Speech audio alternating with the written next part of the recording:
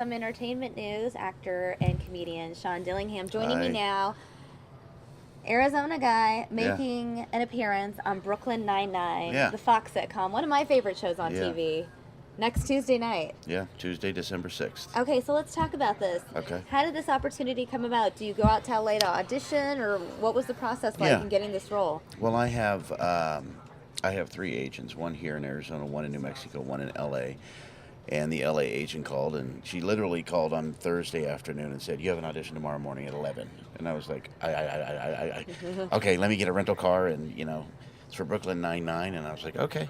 I jumped in the car, went, got there, left at 5 in the morning, got there at about 11:30, and went in, and I was just getting over a cold, so my voice was already like this. Hey, how you doing? That's good though. Yeah, because the part that I subsequently got was a guy named Marco Severino, which he's the head of the New York mob. Oh, so it kind of helped Yeah, that you were sick. yeah. Like everything happens for a reason. I was sick. I wasn't in the mood, and I had a leather jacket on. I was like, let's You just just get felt this over with. You were already in the character of Yeah, mob boss. yeah, and read for them three different times, and then on the way back to town, they called that night and said, "You got it. It shoots Monday.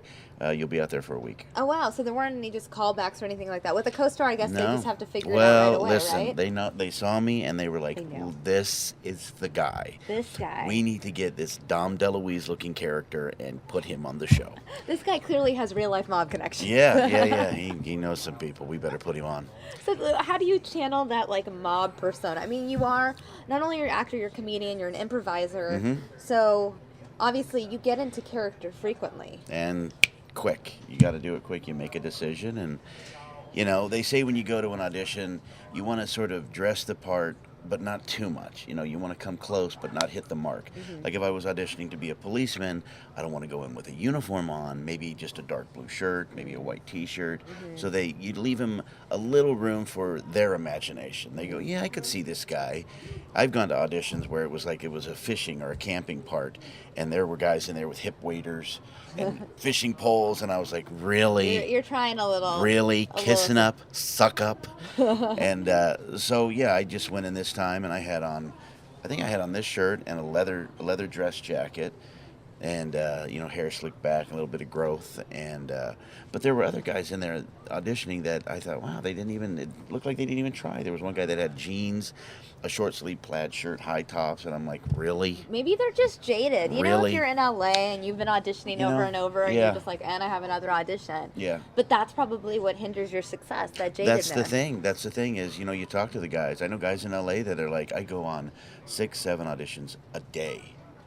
A day. Wow. So they're like, you know what, dude, this is one stop, and then I got 5 more this afternoon. And I hate to say they don't care, but it's there so much. For them, it's just a numbers game. Right. Do it. And I'm like, I want to try.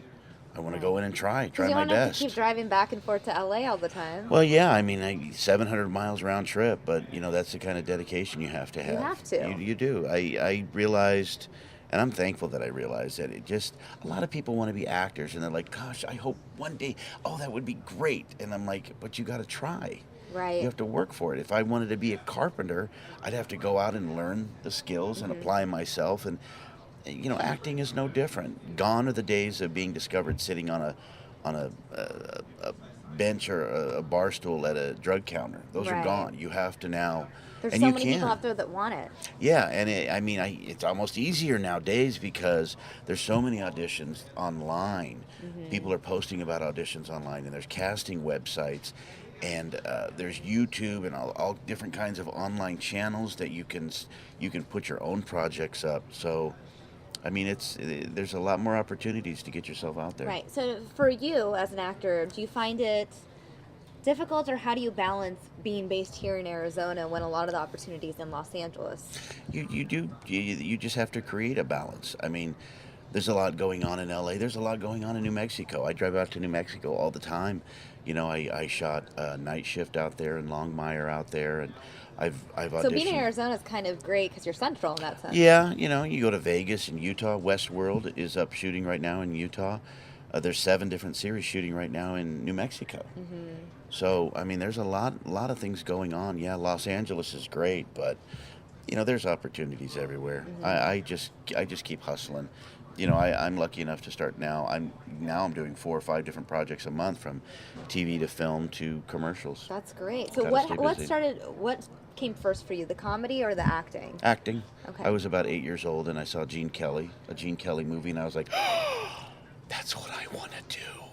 And then got into acting in school and plays, and then community theater.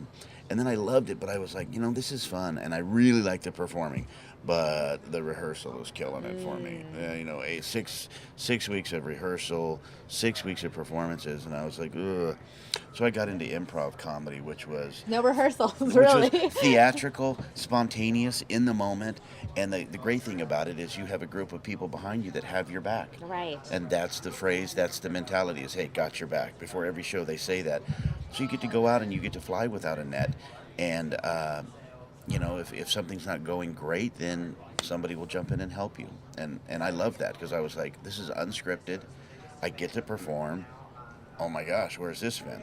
And a lot of those people that were in there were also aspiring stand-up comics. So, they gravitated toward the comedy clubs, and I eventually opened a club and produced the shows. But I still teach. I teach improv every week there when I'm in town, and just out there hustling still for acting jobs. Right. So you open a comedy club, you teach improv, you do improv. Do you do stand-up yourself? I do. But my stand-up has evolved to the point where I just improvise when I go up. Okay. I don't do any set jokes, any written, because stand-up is really the writer's game. Right. You have to be just a prolific writer. And I never was. I was always one of those guys that, I would be walking around the zoo, and I would make a comment like, wouldn't it be funny if I was walking around here dressed like a hunter, like a pith helmet and an elephant gun, what would, and then I was like, that would be a funny bit. Right. That's how I would come up with jokes. And people would say to me all the time after I performed, you're really funny, but the stuff you did between jokes, when you were just kind of messing with everybody, that was really funny. And now that's what I do when I go up. I just go up and I just talk to the audience and sort of interview people. What's your name? Where are you from? What do you do? Make comments about the room So you I'm almost performing in. improvise. I do. You kind improvise. of use your improv background I do. and apply it to stand-up. And it's more fun for me as a performer, because I have to go up there now. I have to be up there 150%. Right. Nerve endings exposed. Because if a phone goes off, or if somebody coughs or sneezes, or if somebody drops a drink, I have to respond to that. I can't go up there and crash and be like, so anyway, I was Let's go back to my set list. Anywho, I was walking down the street the other day. You can't do that. You have Right. to, and it also perks the audience up. Because when I go up there and I'm like, hey, how are you? What's going on? How do these people know each other? The whole audience kind of goes, uh-oh. Oh, no, this is happening right now. And a lot of times I pull them in, And some people enjoy it, and some people are like, please don't talk to me. Please. Don't pick me, don't pick me, don't pick me. Yeah. Like they're back in school all over again, and you're the teacher. You're like, that they're you just afraid raised your of. hand. No, I did not. Yeah. That was his blast. hand. Yeah. It's a blast. I love it. It's in the moment. I get to improvise, and some of the best things can come out of those moments. It's funnier than anything I could have ever written. Let's talk about your comedy club. So you open the Comedy Spot. It's in Scottsdale. Right. Been there 15 years.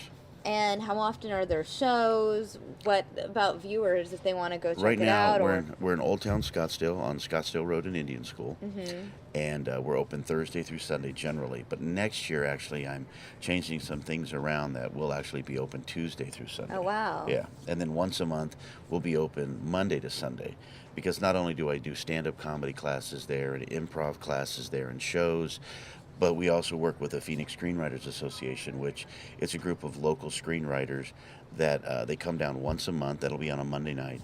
And they have script reading, and we also bring in local actors. Oh, wow. So they have the opportunity to start doing cold reads. And TV get on shows, films, anything films. And so it's just kind of, I'm really trying to get the acting, comedy, performing community involved more. So let's talk about that. What is the community like here in Arizona? It's good, but it's small, and it's tough because there's, all the tax incentives are gone. So we really don't have a film industry. It's a commercial state. A lot of commercials get shot here. Corporate videos get shot here, but the films are like, I think New Mexico's they match it dollar for dollar. Oh, wow. So if you and I go out there and we shoot $1 million commercial, we get it back. from the state of New Mexico just for shooting out there. Really? That's why you got right now 7 different Wow. TV series shooting out there, and movies go out there all the time. Those used to come to Arizona, and they don't. We don't even have a film office anymore. Oh, wow. So it's tough. It's a community out there. It's an acting community out there, but unfortunately they're kind of splintered because there's not one thing that can kind of bind them all together. And there's Right. some great facilities out here. There's a couple of big studios. There's one in Tempe. There's one in Scottsdale, and it's just a shame. Especially since LA, the Hollywood industry is the state next door. Right. You would think that Yeah. Arizona would be an opportune place for Yeah. them to come and shoot. Yeah. But I guess it's always a number. It comes down to money all the time. Dollars and cents. That's why they were going up to Canada to shoot for the Right. longest time, because of the tax incentives. It's so much cheaper to shoot there. Same thing now with Arizona. The politicians kind of go, yeah, we don't need that. Yeah, but it would help. It would help. But at least you're in like a state in between New Mexico and California. I'm kind of lucky right now, and I give Avis Rent-A-Car a lot of money too. I'm Thank you, Avis. I'm calling. I gotta go. I walk in now. They're like, "Hi, Sean. Where are we going now? What are we doing?" I hope you're getting discounts at least. Yeah, they help me out. So it's going good though. I've been lucky enough. I've done 4 network television series just this year, Oh, wow. and so I'm keeping busy. The most important one obviously being on Fox. Brooklyn Nine-Nine, Fox, Nine-Nine. Tuesday, December 6th, 8 o'clock, I think. It's next Tuesday, guys. Yeah. It's 7 days away. Yeah. You're going to see this guy. It's going to be as cool. a mob boss. It's going to be cool.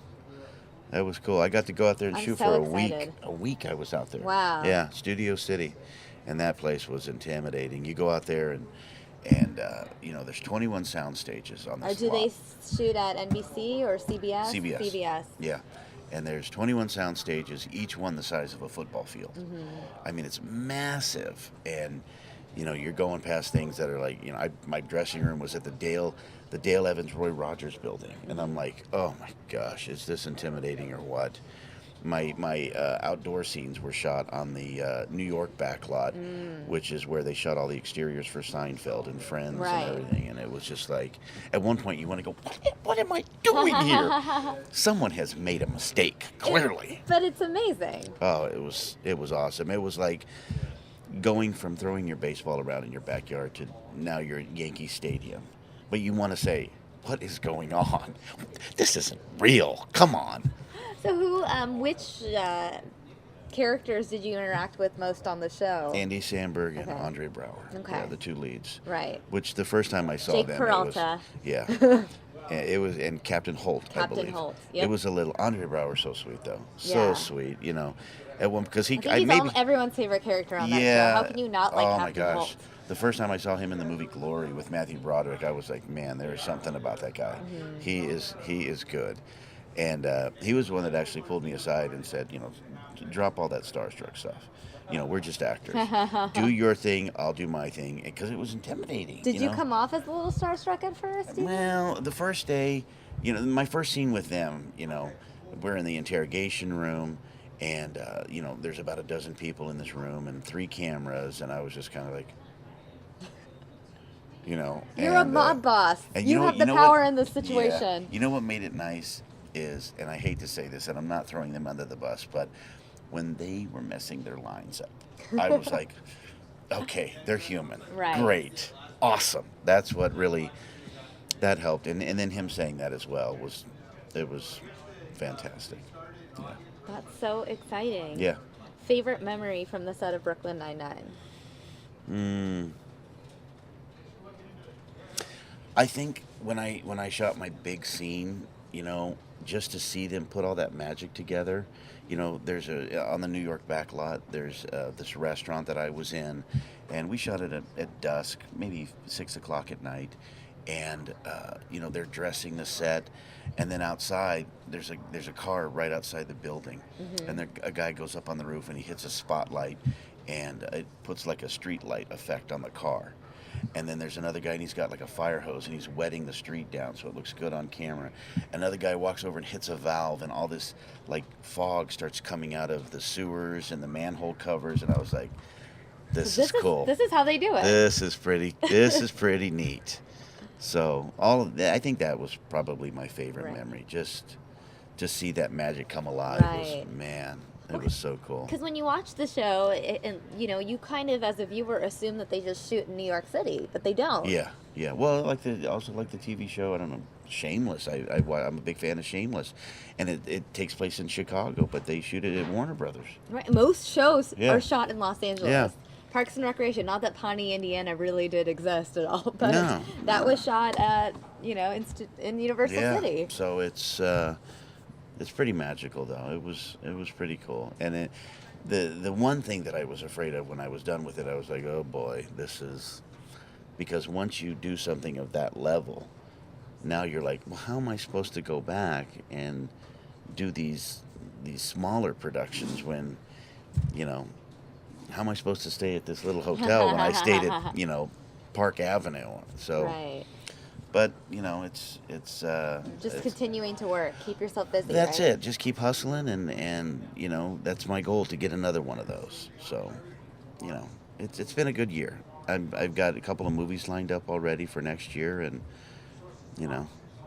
I get one and I start moving for the next. All right. Yeah. Well, we are excited to check you out. Brooklyn Nine-Nine next Tuesday night here on Fox, guys. I'm going to watch it. I hope you guys do too.